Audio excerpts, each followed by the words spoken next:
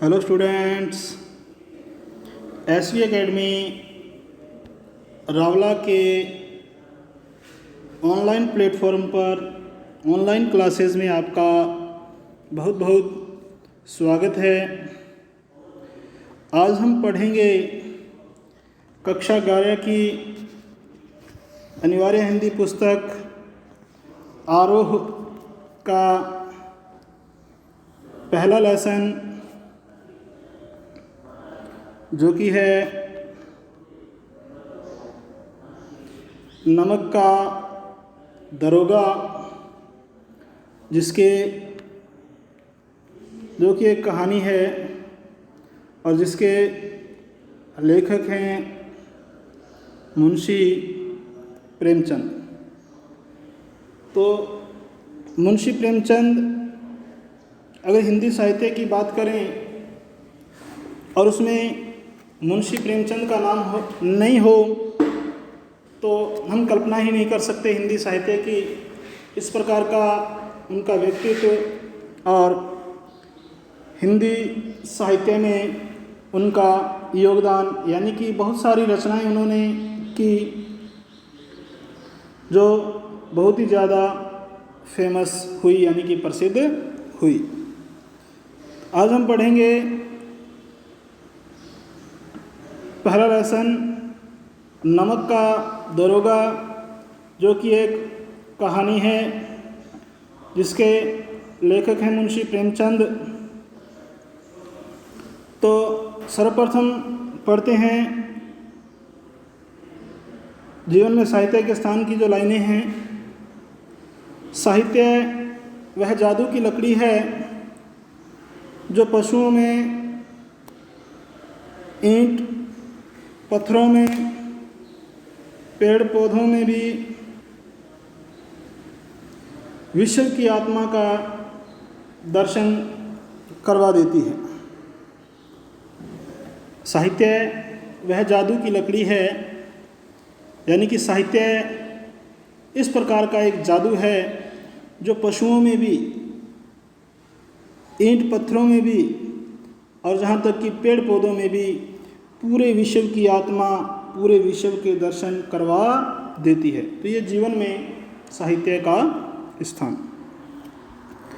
अब आगे है कहानीकार मुंशी प्रेमचंद का परिचय।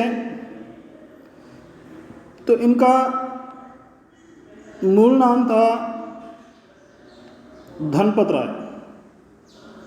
इनका मूल नाम था धनपत राय और इनका जन्म हुआ था सन 1880 लम्ही गांव में।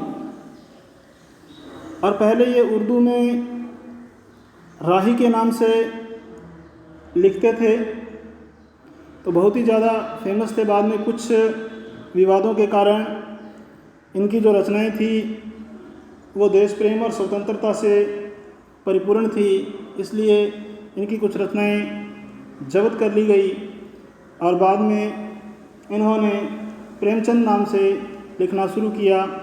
और वैसे इनका मूल नाम था धनपत राय। इनका जन्म 1880 में लम्ही गांव, जो कि उत्तर प्रदेश में पड़ता है, वहाँ हुआ था और इनकी मृत्यु सन 1936 में हुई थी, यानी कि बहुत ही कम उम्र में ही इनकी मृत्यु भी हो गई थी। परंतु इतने से समय में ही इन्होंने जो हिंदी साहित्य में अपना अमूल्य योगदान दिया है उसे कभी भी भुलाया नहीं जा सकता। अर्थात हिंदी साहित्य की इनके बिना कल्पना ही नहीं की जा सकती। इनकी प्रमुख रचनाएं हैं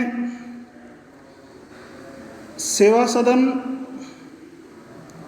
प्रेमाश्रम, रंगभूमि, निर्मला, कायाकल्प, गबन, कर्मभूमि, गोदान। ये इनके बहुत ही ज़्यादा फेमस प्रसिद्ध उपन्यास हैं जो आज भी पूरे भारतवर्ष में ही नहीं बल्कि पूरे विश्व में बड़े ही चाव से पढ़े जाते हैं। इनके उपन्यासों का बहुत सारी भाषाओं में भी अनुवाद हुआ है। इसलिए ये जो उपन्यास हैं इनके विदेशों में भी बड़े अच्छे तरीके से अर्थात बहुत ही ज़्यादा प्रसिद्ध हैं और बहुत ज़्यादा पढ़े भी जाते हैं।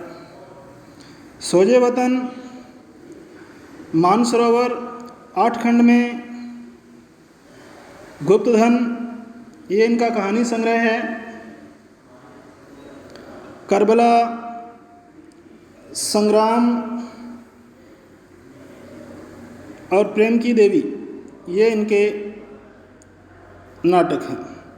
सोजे वतन तो इनकी एक इतनी प्रसिद्ध रचना थी जो कि स्वतंत्रता के लिए भारतीय लोगों को ओतप्रोत करती थी, प्रेरित करती थी, मोटिवेट करती थी, जिसकी वजह से इनकी इस रचना को, इस संग्रह को अंग्रेज़ों ने जब्त कर लिया था। करबला, संग्राम और प्रेम की देवी, ये इनके प्रमुख नाटक हैं। कुछ विचार और विविध प्रसंग, ये इनके निबंधों के संग्रह हैं, यानी कि निबंध भी इन्होंने लिखे हैं। और इनकी मृत्यु सन 1936 में हुई थी। तो क्या है, याद करना है आपको बढ़िया तरीके से। प्रेमचंद का परिचय, इनका मूल नाम धनपत राय, पहले उर्दू में राही के नाम से लिखते थे। फिर इनकी जो प्रमुख रचनाएं हैं, जिस प्रकार से जो इन्होंने उपन्यास लिखे और किस प्रकार से इनके उपन्यासों का विभिन्न भाषाओं में अनुवाद हुआ और विदेशों में भी बहुत ज़्यादा प्रचलन में है इनके उपन्यास। इस प्रकार से सेवा सदन है, प्रेमाश्रम है, कायाकल्प है, गोदान है, रंगभूमि, गबन, कर्मभूमि, निर्मला, और इनके कहानी संग्रह हैं सोजे वतन, मानसरोवर के 8 खंडों में, गुप्तधन, ये इनके कहानियों के संग्रह हैं, यानी कि कहानियाँ हैं इनकी समस्त। करबला, संग्राम, प्रेम की देवी, ये इनके प्रसिद्ध नाटक हैं। और कुछ विचार, विविध प्रसंग, ये इनके निबंध संग्रह हैं। तो इनकी मृत्यु हुई थी सन 1936 में। प्रेमचंद हिंदी साहित्य के, हिंदी कथा साहित्य के शिखर पुरुष माने जाते हैं। यानी कि हिंदी साहित्य की अगर बात करें तो मैंने आपको पहले भी बताया है कि इनके बिना कल्पना ही नहीं की जा सकती। तो हिंदी साहित्य के, कथा साहित्य के, कहानी साहित्य के ये सर्वश्रेष्ठ यानी कि सबसे शिखर पुरुष माने जाते हैं। कथा साहित्य के इस शिखर पुरुष का बचपन अभावों में बीता, अर्थात जिस घर में जन्म हुआ उनके परिवार की जो माली हालत थी, आर्थिक हालत थी, वो उतनी अच्छी नहीं थी कि ये ऐशो आराम का जीवन व्यतीत कर सकें। इसलिए इनका इस शिखर पुरुष का बचपन था वो अभावों में बीता, गरीबी की हालत में बीता। स्कूली शिक्षा पूरी करने के बाद पारिवारिक समस्याओं के कारण इन्होंने स्कूली शिक्षा तो भी पूरी की, परंतु उसके लिए भी बहुत सारी मुश्किलों का सामना करना पड़ा। और इसके साथ साथ पारिवारिक समस्याओं के कारण उनके परिवार में भी बहुत ज़्यादा समस्याएं रहती थी, क्योंकि इनकी जो वित्तीय स्थिति थी वो अच्छी नहीं थी। इसलिए इस व्यक्ति ने जैसे तैसे यहाँ तहाँ से यानी कि प्रयास करके बीए तक की, बैचलर ऑफ आर्ट्स तक की पढ़ाई की। अंग्रेजी में एमए करना चाहते थे और इनकी दिली इच्छा थी, इनके मन की इच्छा थी कि मैं अंग्रेजी में एमए करूं, मास्टर ऑफ आर्ट्स। लेकिन जीवन यापन के लिए नौकरी करनी पड़ी, परंतु उस समय जो इनके परिवार की स्थिति थी वो बहुत ही ज़्यादा नाजुक थी। इसलिए इनको जीवन यापन करने के लिए, अपना जीवन निर्वाह करने के लिए नौकरी करनी पड़ी, अर्थात नौकरी पे ये बीए करके लग गए, क्योंकि इनकी जो एमए करने की जो इच्छा थी वो मन ही में रह गई, अर्थात वो एमए नहीं कर पाए। सरकारी नौकरी मिली भी, इनको सरकारी नौकरी भी मिल गई, क्योंकि बीए तक पढ़े थे और बीए उस समय जब इन्होंने बीए की थी तो उस समय बीए का बहुत ज़्यादा महत्व था, तो इसलिए इनको नौकरी भी बड़ी जल्दी मिल गई। लेकिन महात्मा गांधी के असहयोग आंदोलन, महात्मा गांधी के कौन से आंदोलन? असहयोग आंदोलन। कब हुआ था असहयोग आंदोलन? तो असहयोग आंदोलन हुआ था 1920। कब हुआ?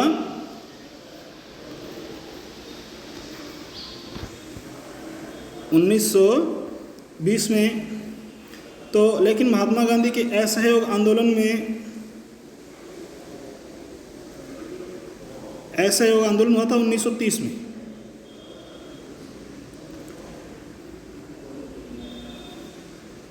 लेकिन महात्मा गांधी के असहयोग आंदोलन में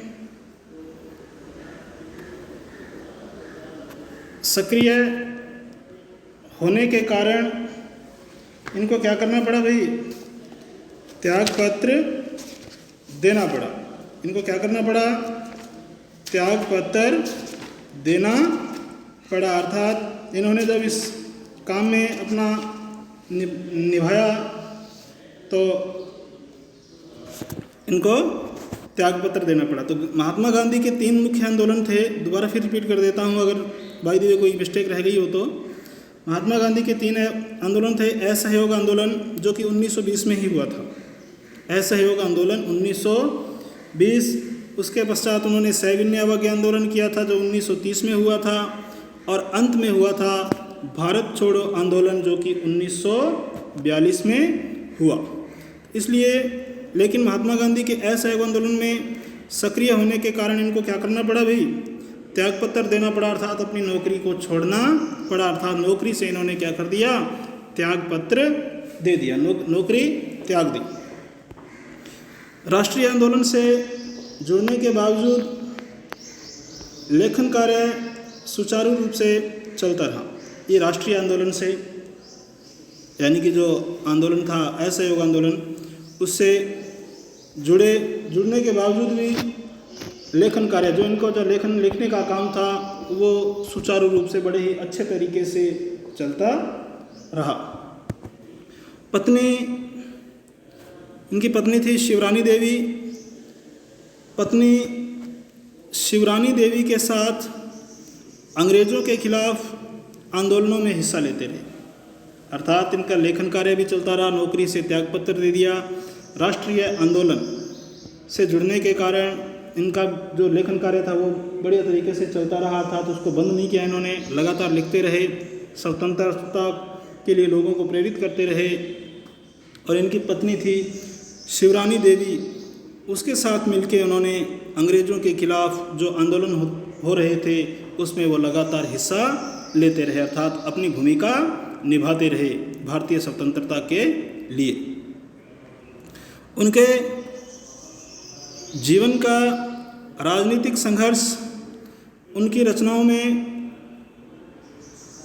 सामाजिक संघर्ष बनकर सामने आया और जिसमें जीवन का यथार्थ और आदर्श दोनों था। उनके जीवन का राजनीतिक संघर्ष, उन्होंने जो राजनीतिक संघर्ष किए अर्थात जो स्वतंत्रता के लिए महात्मा गांधी के साथ मिलकर आंदोलनों में भाग लिया, लेखन कार्य भी लगातार करते रहे और जो राजनीतिक उनका संघर्ष था उनकी रचनाओं में सामाजिक संघर्ष बनकर सामने आया। यानी कि उन्होंने जो राजनीति में संघर्ष किए थे, किस प्रकार उस समय समाज की समस्याएं थी, किस प्रकार लोग स्वतंत्रता के लिए प्रयास कर रहे थे, तो उसको उन्होंने सामाजिक संघर्ष बनाया और उसको जनता के सामने लेके आया था। जनता के सामने उसको क्या किया? उन्होंने प्रकट किया, जिसमें जीवन का यथार्थ और आदर्श। जीवन का यथार्थ का मतलब होता है वास्तविकता। उसमें जीवन की यथार्थता थी अर्थात वास्तविकता थी, रियलिटी थी और आदर्श भी था। और लोगों के लिए उन्होंने आदर्श प्रस्तुत किया अर्थात किस प्रकार से अंग्रेज़ लोग जो भारतीय लोगों का क्या कर रहे थे? शोषण कर रहे थे और किस प्रकार से इनको करप्शन में यानी कि भ्रष्टाचार में डाल रहे थे। तो इस प्रकार से इन्होंने इसमें लिखा है। तो आगे है इनकी जो कहानी है, नमक का दरोगा। किस प्रकार से एक व्यक्ति को अन्य व्यापारी लोग हैं जो जो कि भ्रष्ट करना चाहते हैं, उसको रिश्वत देकर अपना काम चलाना चाहते हैं, और वो किस प्रकार से वो अपनी ईमानदारी पे कायम रहता है, इसका लेखक प्रेमचंद ने बहुत ही अच्छे तरीके से वर्णन किया है। इनकी और भी बहुत सारी कहानियाँ हैं, जिस प्रकार से पंच परमेश्वर बहुत ही अच्छी कहानी है, बड़े घर की बेटी, नमक का दरोगा, ये जो कहानियाँ हैं इनकी बहुत ही ज़्यादा फेमस हैं। तो इस कहानी को हम अगले अंश में पढ़ेंगे। तो आज के लिए इतना ही रहेगा, और इसमें से आपको जो प्रेमचंद का जीवन परिचय है वो करना है, यानी कि अपनी अभ्यास पुस्तिका में नोट करना है इसको। जो कहानीकार हैं प्रेमचंद, उनका जीवन परिचय बड़े ही अच्छे तरीके से आप करोगे। तो आज के लिए इतना ही, बाकी का हम नेक्स्ट क्लास में करेंगे। तो आज के लिए इतना ही। आप सभी का बहुत बहुत धन्यवाद। जय हिंद, जय भारत।